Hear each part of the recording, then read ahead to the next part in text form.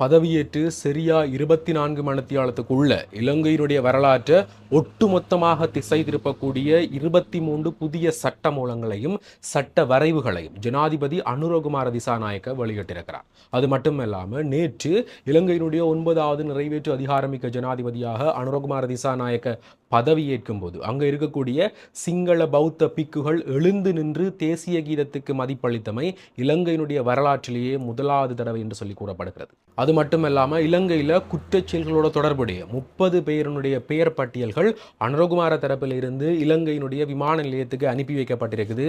இவர்களை வெளிநாடு செல்ல விடாமல் தடுங்கோ என்று சொல்லி. ஆக கைது நடவடிக்கைகள் ஆரம்பமாக போகுது. மிகப்பெரிய மாற்றங்கள் எல்லாம் இலங்கையில் காத்திருக்குது. இதன்படி அவர் வெளியிட்டிருக்கக்கூடிய அந்த 23 புதிய சட்ட மூலங்களும் நடைமுறைகளும் என்னென்று சொன்னா, பூஜ்ஜிய அரசியல் செல்வாக்கு இல்லாமல் காவல்துறை, சட்டத்துறை மற்றும் நீதிமன்றங்களை சுதந்திரமானதாக மாற்றும் ஒரு சட்ட ஸ்தாபனம் அமைக்கப்படும். மோசடி வழக்குகளை விசாரிக்க 3 சிறப்பு பெஞ்ச் நீதிமன்றங்கள் உருவாக்கப்படும். ஜனாதிபதியின் பட்ஜெட் அளவு 50% குறைக்கப்படும். அரசாங்க அதிகாரிகள் மற்றும் பாராளுமன்ற உறுப்பினர்களுக்கு அதிக எரிபொருள் பாவனை கொண்ட வாகனங்கள் மறுக்கப்படும். எம்பிக்கள் தாங்கள் தேர்ந்தெடுக்கப்பட்ட கட்சிக்கு மாறுவதை தடுக்க புதிய சட்டங்கள் உருவாக்கப்படும். 25 அமைச்சகங்கள் மட்டுமே நிறுவப்படும். 25 அமைச்சின் கீழ் வரும் அனைத்து துறைகளுக்கும் அணிகள் ஒதுக்கப்படும்.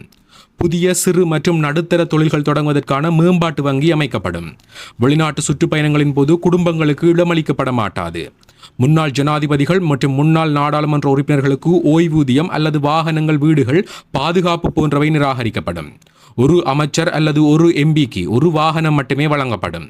உணவுப் பொருட்கள், சுகாதார சேவைகள் மற்றும் கல்வி புத்தகங்களுக்கு வெட் வரி விலக்கு அளிக்கப்படும். 36% முதல் 24% வரையான வரி செலுத்துவது கட்டாயமாக்கப்படும். அரசாங்க துறைகள் தலைவர்கள், தூதுவர்கள் போன்றவற்றின் தகுதியின் அடிப்படையில் அவர்களது நியமனங்கள் இடம்பெறும். எங்களின் மதிப்பு கூட்டப்பட்ட பொருட்கள் மற்றும் சேவைகளை புதிய சந்தைகள் மூலம் டாலர் வரவை மேம்படுத்துவதற்கான தூதுவர்கள் நியமிக்கப்படுவார்கள். போதுமான நிதியுதவி மூலம் குடிமக்களுக்கு அடிப்படையான உணவு, சுகாதாரம் மற்றும் கல்வி கிடைக்கப்பெறும். மகசூலை அதிகரிக்க மீன்பிடி தொழில்களுக்கான புதிய தொழில்நுட்பங்கள் அறிமுகம் செய்யப்படும்.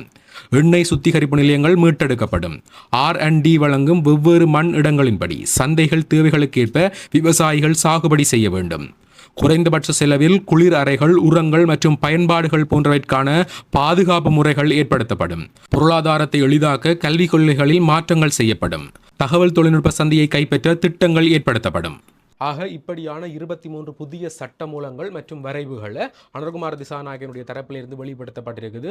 உண்மையிலேயே பாரிய மாற்றங்களை இவை வித்திட போகுது. ஏனென்று சொன்னால் இவ்வளவு காலமுமே இலங்கையினுடைய காசை கரியாகிறன்னு சொல்லுவோமே, அப்படியான வேலைகளை பார்த்து கொண்டிருக்கக்கூடிய இந்த அரசியல் தரப்புகளுக்கு இனி அவர்களுக்கு இருக்கக்கூடிய அதிகாரங்கள், பவர்கள் குறைக்கப்பட்டு சலுகைகள் எல்லாம் குறைக்கப்படுற பட்சத்தில் அவர்களால் வரக்கூடிய வீண் செலவுகள் என்றது முதலாவதில் மட்டுப்படுத்தப்படுது. மற்றது இந்த அரசியல் தலையீடுகள் என்றது சட்டத்துறைகளில் இல்லாமல் உண்மையான நீதியான சட்டங்கள் வளர்க்கிறதுக்கான சந்தர்ப்பங்கள் எவ்வளவு அதிகமாக இருக்குது. சொல்ல போனா இந்த குருந்தூர் மலை பற்றி அனுரகுமார திசாநாயக்க அவருடைய பிரச்சார மேடைகளில் பேசியிருந்தவர், தான் ஆட்சிக்கு வந்தால் இந்த குருந்தூர் மலை பிரச்சனைக்கு உடனடியாக தீர்வு தருவேன் என்று சொல்லி.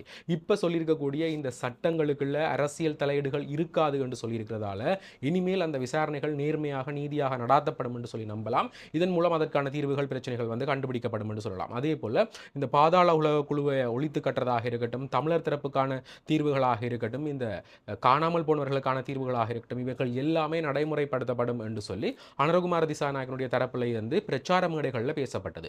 ஸோ அப்படியான விடயங்கள் எல்லாம் இவர் நடைமுறைப்படுத்துவராக இருந்தால் உண்மையிலேயே தமிழ் மக்கள் மத்தியில் ஒரு செல்வாக்குமிக்க நபராக மாறுவார். அது மட்டும் இல்லாமல் நாடும் ஒரு சீரான பாதைக்கு போகிறதுக்கு இது வழிவகுக்கும் என்று சொல்லலாம். சிங்கள பரப்பில் இருக்கக்கூடிய மிக முக்கிய 3 கட்சிகளான பெரமுன கட்சி, சுதந்திர கட்சி, ஐக்கிய தேசிய கட்சி, இந்த 3 கட்சிகளுமே இப்ப அமைஞ்சிருக்கக்கூடிய அனுரகுமார திசாநாயகனுடைய அரசாங்கத்துக்கு நாங்கள் ஆதரவளிக்க போவதில்லை என்று சொல்லியும் அது சார்ந்திருக்கக்கூடிய பல முக்கியத்தர்கள் எல்லாமே பதவியில் இருக்கணும். அது மட்டும் இல்லாமல் இந்த 3 கட்சிகளும் ஒன்றிணைஞ்சு ஒரு புதிய கூட்டணி உருவாக்க போவதாகவும், அந்த கூட்டணியில தான் பாராளுமன்ற தேர்தலில் அவர்கள் கலந்து கொள்ள போவதாகவும், இந்த கூட்டணிக்கு சஜித் பிரேமதாசா தான் தலைமை தாங்க போவதாகவும் ஒரு கருத்து வழியாக இருக்குது. உண்மையிலேயே பாரிய மாற்றத்தை தென்னிலங்கை அரசியலில் இந்த கூட்டணி உருவாக்க போகுது என்று தான் நம்புறோம். ஏனென்று சொன்னா இப்ப பாரிய பின்னடைவை சந்தித்திருக்கக்கூடிய ஸ்ரீலங்கா பெரமுனவோட இவர்கள் ஐக்கிய தேசிய கட்சிக்காரர் அவர் சேரும்போது பாரிய கேள்விக்குரிய மக்கள் முன்னிலையில் வந்து நிற்க போகுது. என்னென்னு சொன்னால் இப்போ வடகிழக்கு பகுதியில் இருந்து சஜித் பிரேமதாசாவுக்கு அதிகமான வாக்குகள் கிடைச்சது. ஆனால் இவர்கள் போய் மீண்டும் மஹிந்த ராஜபக்ச கோட்டாபாய ராஜபக்ச என்ற ஒரு